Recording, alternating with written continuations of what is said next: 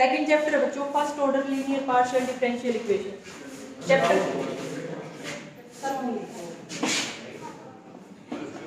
First order linear partial differential equation.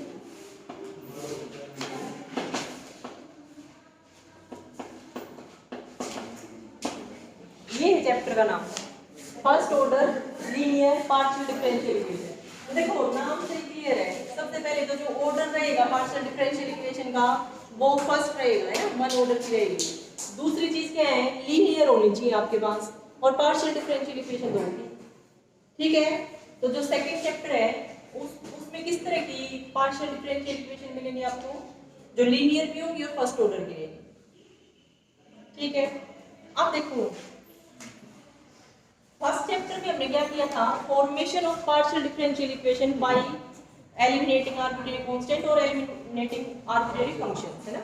1.1 में तो हमने आर्बिट्रेरी कांस्टेंट्स को एलिमिनेट करके पार्शियल डिफरेंशियल इक्वेशन बनाई थी, और एक्सरसाइज 1.2 में हमने क्या किया था, आर्बिट्रेरी फंक्शंस को एलिमिनेट करके इक्वेशन में से और पार्शियल डिफरेंशियल इक्वेशन बनाई, फॉर्मेशन की थी पार्शियल डिफरेंशियल इक्वेशन की, है ना।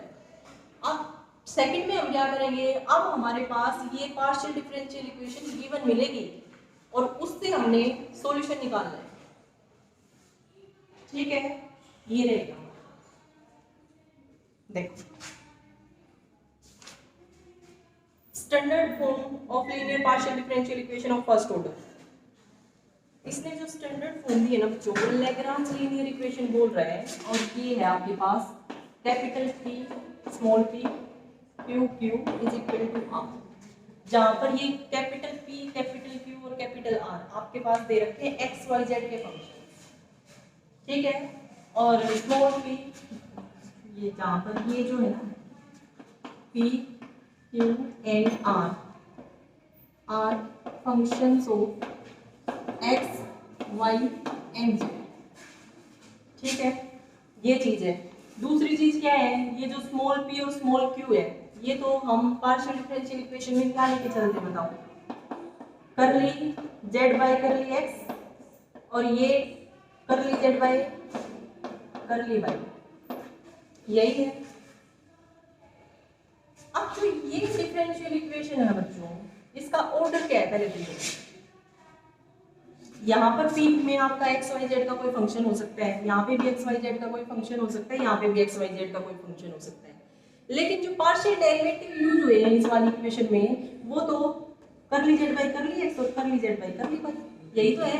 तो ऑर्डर क्या आया, वन, तो फर्स्ट ऑर्डर की है ये। अब दूसरी चीज चेक करेंगे हम, क्या ये लीनियर है, क्या ये लीनियर बनेगी।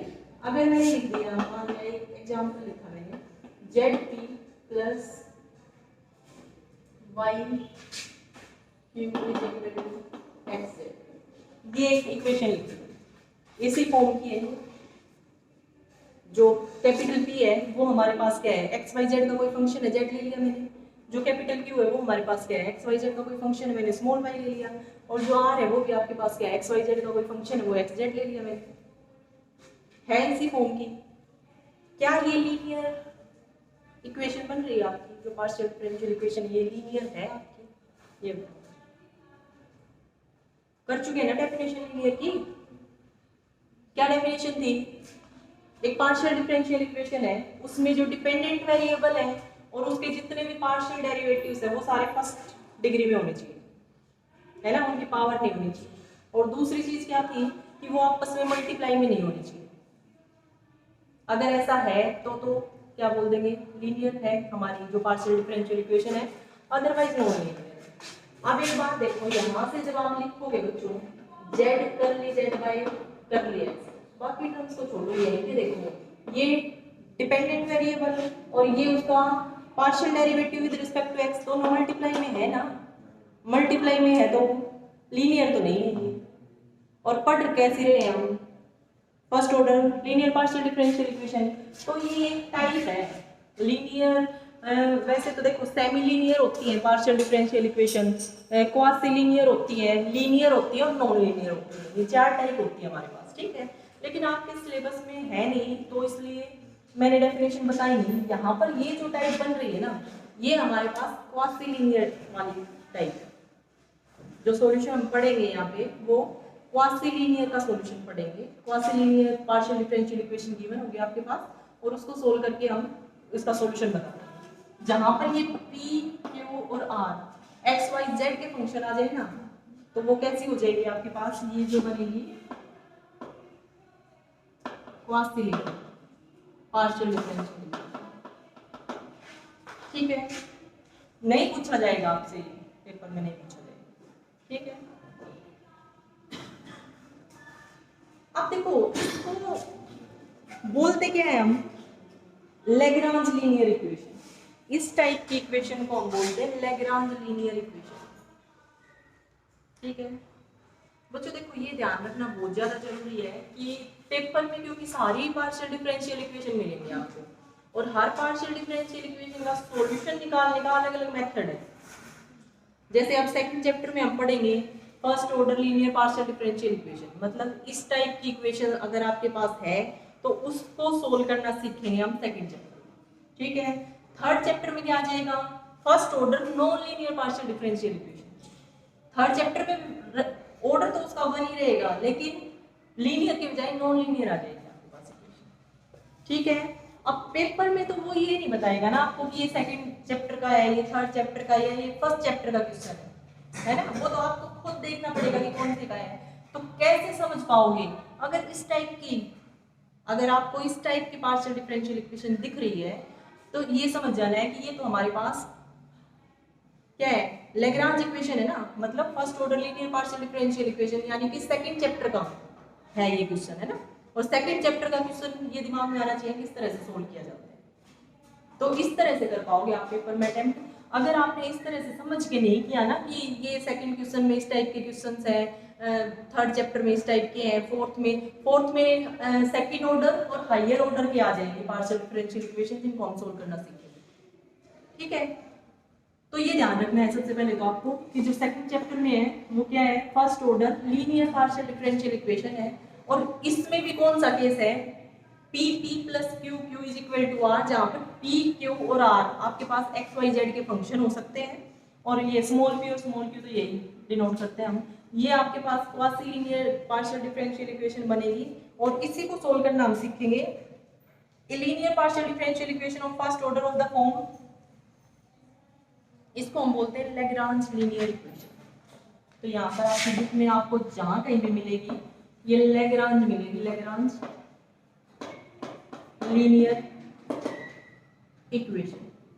ये इस टाइप की इक्वेशन को सोल्व करना सीखना। ठीक है, सबसे पहले वर्किंग रूल बता देती हूँ मैं आपको, वर्किंग रूल क्या रहेगा इसका।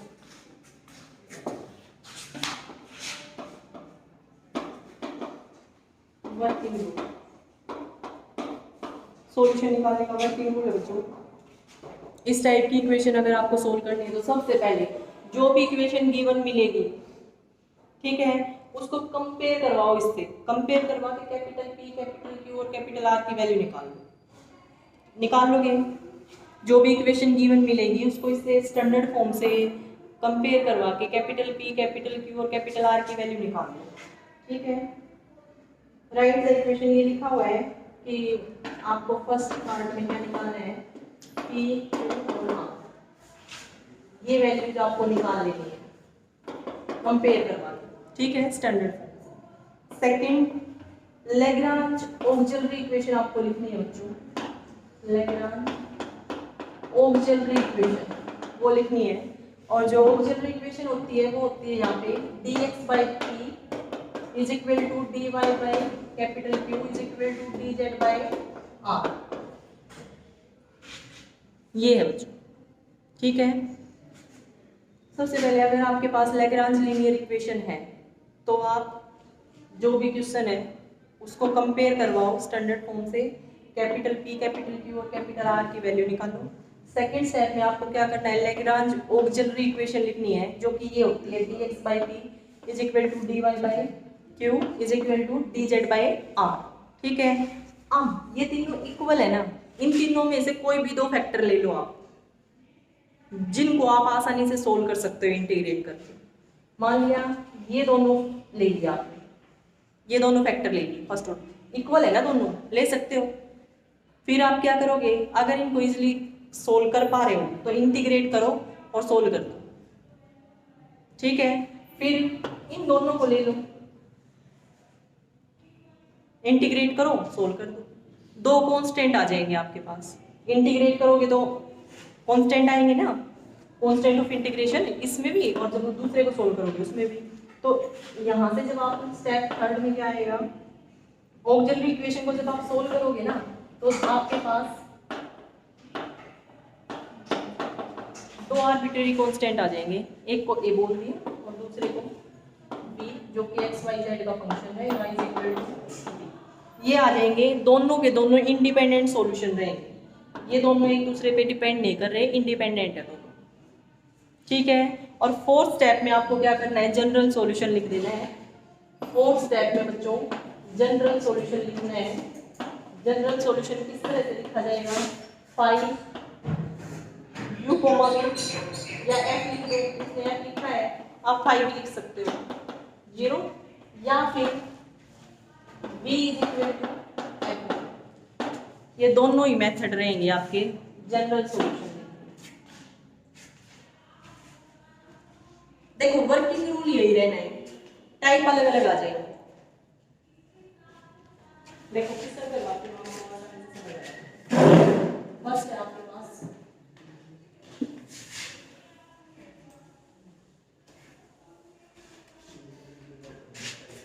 वाई जेड पी, फर्स्ट बच्चों Y Z P plus Z X Q is equal to X, ये है।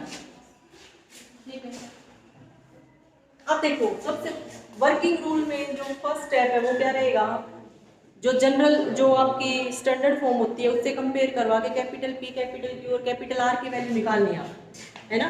स्टैंडर्ड फॉर्म क्या थी इसकी, P P plus Q Q is equal to R, ये भी स्टैंडर्ड फॉर्म। इससे अगर कंपेयर करवा के आप वैल्यू निकालोगे तो कैपिटल पी क्या आएगा बच्चों, यहाँ पे पी का जो कोफिशिएंट है वो वाई जेड, यहाँ पे पी का कोफिशिएंट है कैपिटल पी, तो कैपिटल पी की वैल्यू आ गई वाई जेड। उसके बाद कैपिटल क्यू की क्या वैल्यू आएगी, जेड एक्स, और कैपिटल आर की क्या वैल्यू आएगी बच्चों, एक्स वाई। बस first step complete. First step में हमें यही करना है, पी क्यू आर निकाल। उसके बाद सेकंड स्टेप में क्या करना है, ये था आपका फर्स्ट स्टेप। सेकंड स्टेप में क्या करना है बच्चों, लैग्रांज ऑक्सिलरी इक्वेशन लिखनी है आपको। लैग्रांज ऑक्सिलरी इक्वेशन क्या होती है, auxiliary equation dx by p, dx by p। अब p की वैल्यू क्या है, ऊपर Y Z is equal to dy by q, q की क्या वैल्यू है zx is equal to dz by r, r की वैल्यू है। सेकंड स्टेप व्यू, ठीक है। अब उसके बाद देखो अब टाइप आ जाएंगी अलग अलग। फर्स्ट टाइप में क्या रहेगा कि आप इनमें से कोई भी दो फैक्टर आपको आसानी से ऐसे मिल जाएंगे जिनको आप इजीली सोल्व कर पाओगे और जनरल सॉल्यूशन लिख दो। ठीक है, यहाँ पर भी आपको दिख रहा है, देखो यहाँ से अगर आपने ये दो फैक्टर लिए पहले वाले फ्रैक्शन ये दोनों ले लिए तो आप क्या करोगे, जेड से जेड कैंसिल हो गया, एक्स और वाई में आ गया है ना, और इंटीग्रेशन करके एक कांस्टेंट आ गया। फिर अगर ये दोनों लोगे तो यहाँ पे एक्स से एक्स कैंसिल हो जाएगा, वाई और जेड में बच गया, और इंटीग्रेट करके सोल्व कर दो। या फिर आप फर्स्ट और थर्ड को लोगे, फर्स्ट और थर्ड को लोगे तो वाई से वाई कैंसिल हो जाएगा, एक्स जेड में आपकी इक्वेशन बचेगी, उसको इंटीग्रेट करके एक कांस्टेंट निकाल लो। ठीक है, ये रहेगा। तो टाइप 1 में क्या रहेगा बच्चों, आप इजीली सोल्व कर पाओगे दो फ्रैक्शंस, दो फ्रैक्शंस आपको इजीली मिल जाएंगे जिनको आप सोल्व कर सकते हो। ठीक है, अब यहां से देखो, मान लिया मैं फर्स्ट और सेकंड को इक्वल लिख रही हूं, फर्स्ट और सेकंड फ्रैक्शन मैंने इक्वल लिया, फर्स्ट और सेकंड फ्रैक्शन इक्वल लोगे तो क्या आएगा, dx by Y Z is equal to dy by Z. अब z से z तो कैंसिल हो गया। ठीक है, क्या करो, वेरिएबल सेपरेट कर लो, यहाँ पे dx है तो x को इधर ले आओ, y को यहाँ पे तो मल्टीप्लाई करोगे तो यहाँ से हमारे पास आएगा x dx is equal to y dy। अब इंटीग्रेट कर दो, इंटीग्रेट करोगे तो यहाँ पे आ जाएगा x स्क्वायर बाई 2, यहाँ पे क्या आएगा y square by 2 plus some constant of integration. यही है। तो देखो ये फर्स्ट स्टेप हो चुका है हमारा, सेकंड स्टेप भी हो चुका है ना। अब देखो यहाँ से नेक्स्ट स्टेप पे हम क्या करेंगे, बाय इंटीग्रेटिंग। जब आप इंटीग्रेट करोगे बच्चों तो आपके पास आ जाएगा x dx = y dy, ठीक है, plus some constant of integration. Next step पे x² / 2 = y² / 2 प्लस c1 बोल दो या c बोल दो, ये आ गया, ठीक है। अब यहाँ से आपको देखो अगला स्टेप क्या था कि कोई कांस्टेंट जो है ना उसकी वैल्यू निकालनी है, यही था ना। तो यहाँ से कांस्टेंट c है, इसकी वैल्यू निकालो। इसकी वैल्यू निकालोगे तो c = x² - y² / 2, यही है बच्चों, कांस्टेंट है। यहाँ से नेक्स्ट स्टेप पे या तो ये लिख दो, कोई दिक्कत नहीं है, आपका ये आ गया u x y z, ये आ गया, ठीक है। या फिर थोड़ा और सिंपल लिखना चाहो तो क्या करोगे, 2 की मल्टीप्लाई करोगे, 2c x² - ये आ गया y²। अब ये जो 2c है ये भी तो कांस्टेंट ही है, 2c भी तो कांस्टेंट ही है, इस कांस्टेंट को कोई और नाम दे दो, a लिख दिया मैंने, a = x² - y², साथ में लिख देना वेयर a = 2c। ये लो, यहाँ पे भी ठीक था, कोई दिक्कत नहीं थी। लेकिन अगर कोई बच्चा फोन में 2 नहीं लिखना चाहता तो ये लिख दो, कोई दिक्कत नहीं, दोनों ही ठीक है। मेन चीज आपको कांस्टेंट की वैल्यू निकालनी है। थर्ड स्टेप, एक कांस्टेंट की वैल्यू निकल गई हमारी, a की वैल्यू आ गई ये,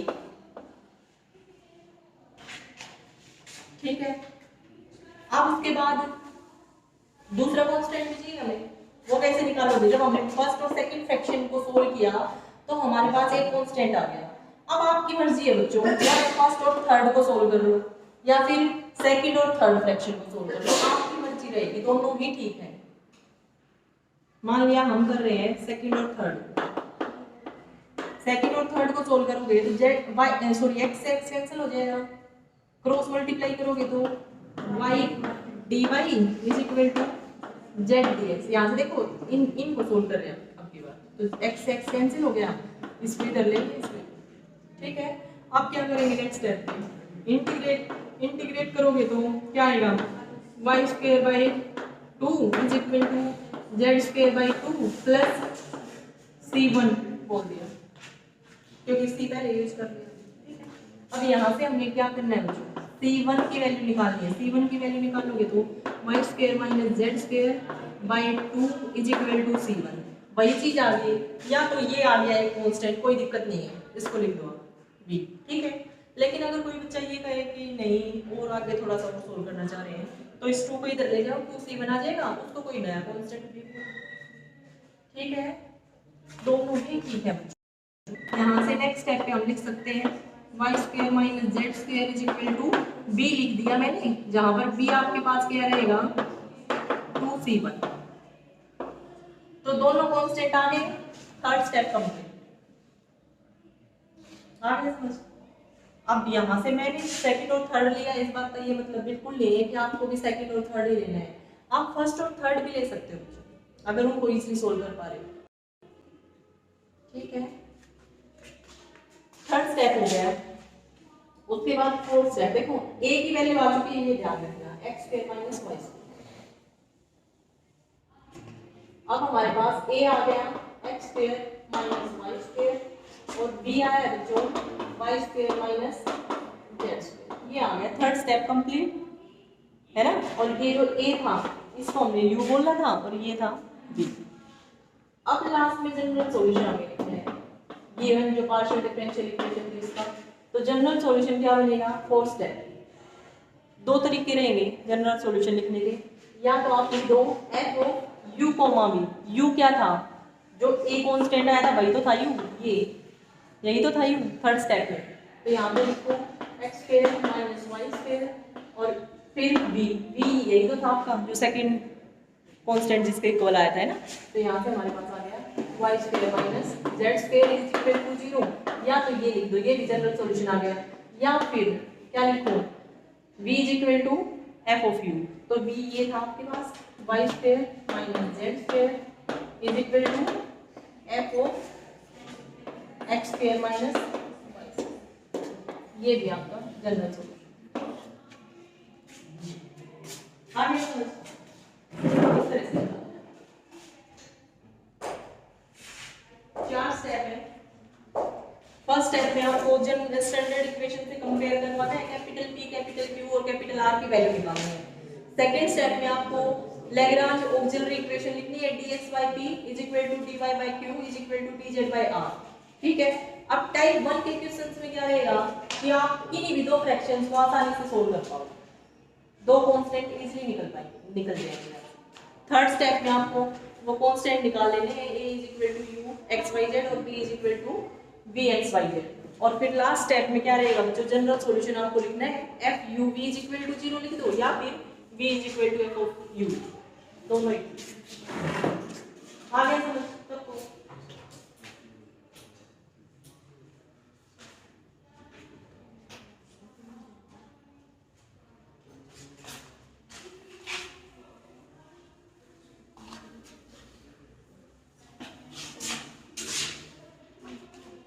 देखो सेकंड है p tan x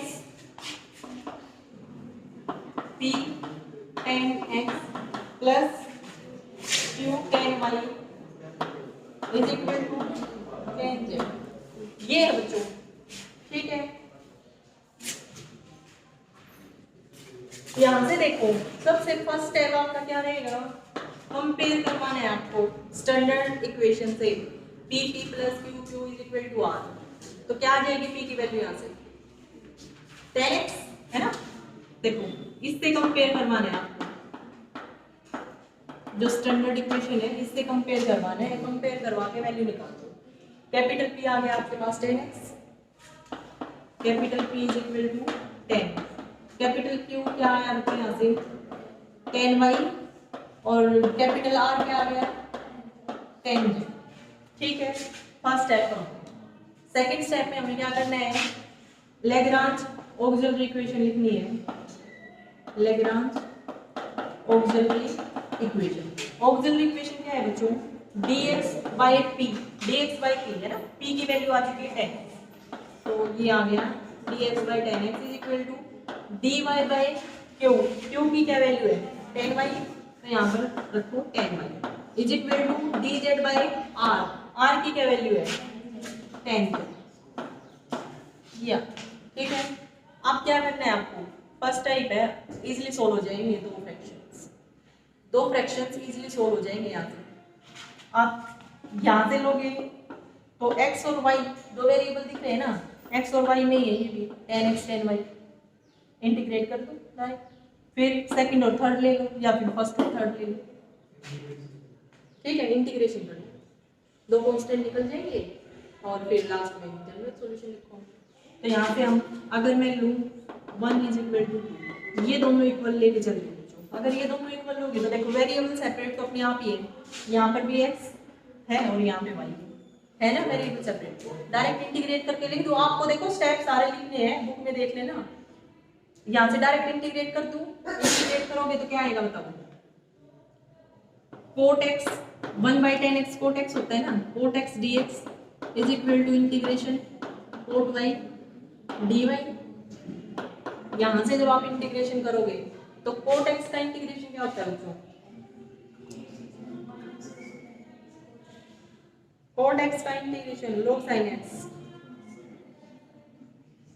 log sin x है ना, याद है या नहीं, नहीं याद, नहीं याद तो कोई बात नहीं, इंटीग्रेशन के फॉर्मूले वो याद कर लेना और रिवीजन कर लेना अपना इंटीग्रेशन, ठीक है।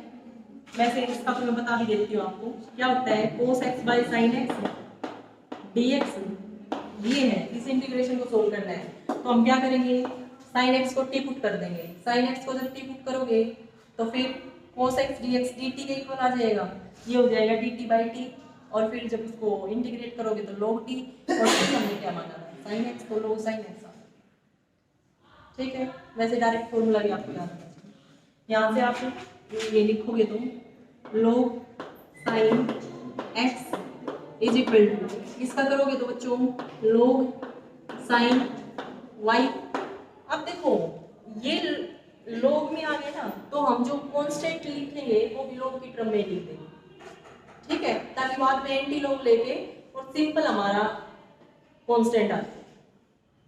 आर्बिट्रेरी कांस्टेंट लिखना है ना आपको, कांस्टेंट ऑफ इंटीग्रेशन वो c लिख दो, log c लिख दो, वो भी तो कांस्टेंट ही है। तो यहाँ पर हम क्या लिखेंगे, प्लस log c1, ठीक है। इससे आगे देखो, यहाँ से नेक्स्ट स्टेप पे log sin x माइनस, इसको इधर ले लेंगे, log sin y is equal to log c1, ठीक है बच्चों। अब log m minus log n किसके इक्वल होता है, log m बाई n, इसका यूज करेंगे यहाँ पे, log m minus log n is equal to log m by n।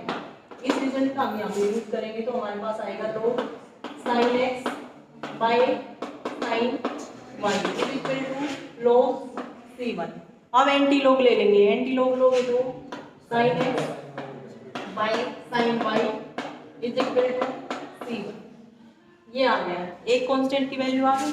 ये हमारे पास क्या है, u x y z का फंक्शन, ठीक है। यही तो आता था ना u हमारा, जब जो वर्किंग रूल बताया था मैंने आपको, तो ये आ गया। उसके बाद बच्चों देखो, ये तो जब हमने फर्स्ट और सेकंड फ्रैक्शन को सोल्व किया तब आया हमारा एक कांस्टेंट आ गया। अब दूसरा कांस्टेंट भी चाहिए हमें जनरल सॉल्यूशन लिखने के लिए, तो उसके लिए हम क्या करेंगे, या तो सेकंड और थर्ड फ्रैक्शन को सोल्व कर लो या फर्स्ट और थर्ड को कर लो। अब की बार मैं फर्स्ट और थर्ड को सोल्व करवा रही हूँ, ठीक है। फर्स्ट और थर्ड को सोल्व करोगे तो क्या आएगा बताओ, देखो सेम ही तो रहेगा, ये dx/10x है, ये dz/10z है। इसी तरह से आप निकालोगे तो लास्ट में यहाँ पर जब x y था तो sin x अपन sin y आया था, तो जब यहाँ पे x और z रहेगा तो क्या आ जाएगा, सोल्व कर लेना तुम, sin x by sin z is equal to, ठीक है। सेकंड और थर्ड को लिखते, सेकंड और थर्ड को लिखते तो क्या आ जाता, sin y by sin z is equal to वही कांस्टेंट, ठीक है बच्चों, ये निकल गया। अब इसके बाद लास्ट स्टेप क्या रहेगा, आपको जनरल सॉल्यूशन लिखना है। तो जनरल सॉल्यूशन किस तरह से लिखा जाएगा, f of u comma v, u क्या था ये रहा, और v क्या है,